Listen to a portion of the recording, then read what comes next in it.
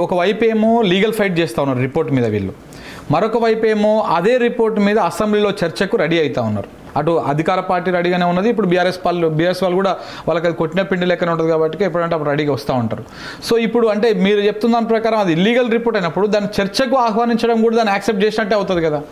లేదు, ఇక్కడ ఎట్లుంటుందంటే మరొక ఈ కేసీఆర్ టార్గెట్ చేసి దోషిగా అసెంబ్లీలో కూడా ప్రజల ముందు నిలబెట్టే ప్రయత్నం రేవంత్ రెడ్డి చేస్తారు వాళ్ళు. బట్ వాస్తవంగా కాళేశ్వరం మీద అవగాహన ఉన్న వాళ్ళు ఒక్కరు కూడా లేరు ప్రభుత్వంలో, ఒక్కరు. ఓకే, ఒక్కరంటే ఒక్కరు లేరు.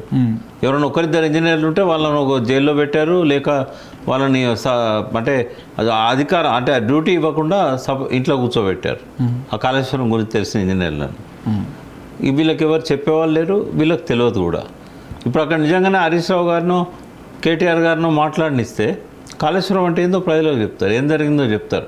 కానీ వాళ్ళకి తెలియదు కాబట్టి, వాళ్ళ దగ్గర సమాధానం ఉండదు కాబట్టి ప్రభుత్వం దగ్గర వాళ్ళు మాట్లాడినారు. ఇప్పుడు కొన్నిసార్లు టీవీ డిబేట్స్ పోతాం. అవును, ఈ డిబేట్స్లో నేను ఈ మధ్య మెయిన్ స్ట్రీమ్ మీడియా మొత్తాన్ని అవాయిడ్ చేశాను. అవును, ఇంక్లూడింగ్ టీవీ 2-3 ఛానళ్ళు కనపడతా ఉన్నారు అంతే. లేదు, ఒకటి ఏంటంటే టీ న్యూస్ ఒకటి, ఏంటంటే వాళ్ళు ఇటువంటి వాళ్ళని బిలోరు కాబట్టి. ఇంకోటి జీ న్యూస్లో కూడా కనబడుతుంది, ఎందుకంటే అక్కడ సాఫీగా చర్చలు జరిగే అవకాశం ఇస్తారు కాబట్టి. అసలు ప్రిపేర్ అయ్యి రారు శంకర్, అసలు ఒక్కరికి కూడా నాలెడ్జ్ ఉండదు. నాలెడ్జ్ ఉన్నవాడు ఏం చేస్తారు తెలుసా, చెల్లని నానానికి గీతలు ఎక్కువ అంటాం కదా, ఇష్టం వచ్చినట్టు అరుస్తూ ఉంటాడు. ఇప్పుడు ఇదే రేపు అసెంబ్లీలో జరుగుతుంది. ఇప్పుడు హరీష్ రావు దగ్గర సబ్జెక్ట్ ఉంది, కేటీఆర్ దగ్గర ఉంది, జగదీష్ రెడ్డి దగ్గర ఉంది, ఇట్లాంటి ఎమ్మెల్యేస్ ఎవరైతే కొంతమంది ఉన్నారో వాళ్ళ దగ్గర సబ్జెక్ట్ ఉంది, వీళ్ళ దగ్గర సబ్జెక్ట్ లేదు. ఉత్తమ్ కుమార్ రెడ్డి కొంతవరకు ప్రిపేర్ అయ్యారు, కానీ ప్రధానికి సమాధానం చెప్పగలిగే స్థాయి వెళ్ళాడు. ఏం చేస్తారు ఇంకా? వీళ్ళని బయటికి పంపడం అన్నా చేయాలి, లేదా అరిచి వీళ్ళని మాట్లాడకుండా చేయడం అన్నా కావాలి. రేపు అదే జరుగుతుంది అసెంబ్లీలో, మళ్ళీ ఒకసారి మనం అదే చూడబోతాం. సరే, అంటే ఇప్పుడు ఈ కమిషన్ రిపోర్ట్ ఆధారంగా చర్చ జరిగి అసలు ఏమవుతుంది? రిపోర్ట్ మీద చర్చ అవుతుంది. ఇప్పుడు ఫస్ట్ అధికార పార్టీ ఇంట్రడ్యూస్ చేస్తుంది, దాని తర్వాత దాంట్లో ఉన్నటువంటి విషయాలు చెప్తుంది, తర్వాత గవర్నమెంట్ ప్రతిపక్షం నుంచి వీళ్ళు రెస్పాండ్ అవుతారు, చర్చ అవుతుంది.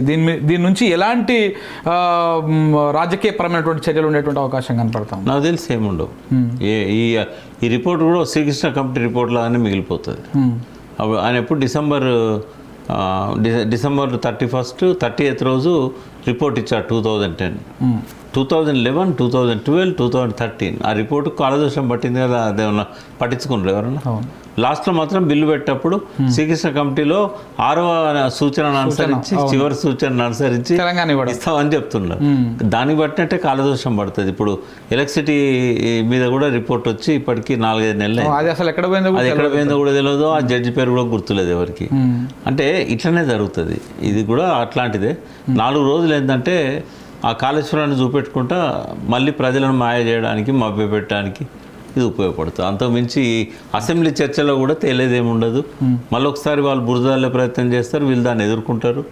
ఆ ప్రతివాదాల మధ్యలో వాయిదా పడుతుంది సభ. ఇక్కడ ఒకటి ప్రధానమైన, ఇప్పుడు ఎందుకు సడన్గా మళ్ళీ తీసుకొచ్చారు అంటే, ఇప్పుడు ఎన్నికలు అయిపోయిన తర్వాత దాన్ని డిస్కస్ చేద్దామని చెప్పేసి ఆలోచన చేశారు ఫస్ట్.